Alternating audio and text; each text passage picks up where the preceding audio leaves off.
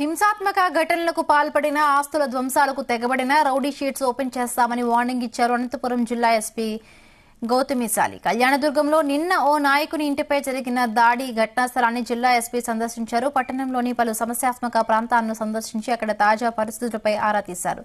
చట్టాన్ని చేతుల్లోకి తీసుకుంటే ఎవరిని ఉపేక్షించవద్దని, శాంతి భద్రతల పరిరక్షణే మన ప్రాధాన్యతనని పోలీసులకు సూచించారు.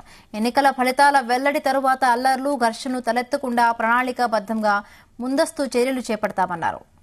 ఏదైనా డ్యామేజ్ ఆఫ్ ప్రాపర్టీ కావచ్చు, లేకపోతే కొట్టుకోవడం కావచ్చు, ఏదైనా కూడా ప్రతి ఒక్క ఇన్సిడెంట్ ని మనం ఎఫ్ఐఆర్ రూపంలో పెడుతున్నాం. ఒకవేళ అవి నాన్ కాగ్నిజబుల్ అయినా కూడా కోర్టుకి పర్మిషన్ పెట్టి కూడా మళ్ళీ అవి రిజిస్టర్ చేస్తున్నాం. అండ్ దీని పరంగా నేను మీకు చెప్పాల్సింది ఏంటంటే, ఎవరిని చట్టాన్ని చేతిలోకి తీసుకుంటే వదిలిపెట్టాం. Okay, irrespective of any party. So ఎవరైతే ఈ బాడీలీ అఫెన్సెస్లో ఇన్వాల్వ్ అయ్యింది, ఇంకా ప్రాపర్టీస్ డ్యామేజ్ చేస్తారు, వాళ్ళందరి మీద కూడా షీట్స్ ఓపెన్ చేయడం జరుగుతుంది. కేసెస్ అయితే తప్పకుండా కట్టేస్తున్నాం, దాంట్లో ఇంకా మొహమాటం ఏం లేదు. It will not stop at cases. We will definitely open sheets on the people.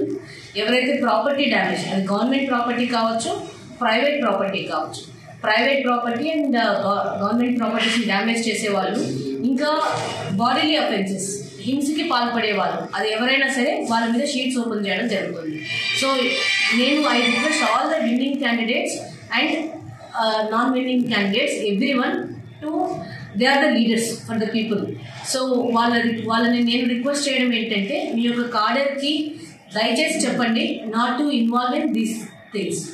హింసలో ఖచ్చితంగా పాల్గొనకూడదు అండ్ ఎక్కడ కూడా ప్రాపర్టీ డ్యామేజ్ అనేది చేయకూడదు. అది పబ్లిక్ ప్రాపర్టీ కావచ్చు, ప్రైవేట్ ప్రాపర్టీ కావచ్చు.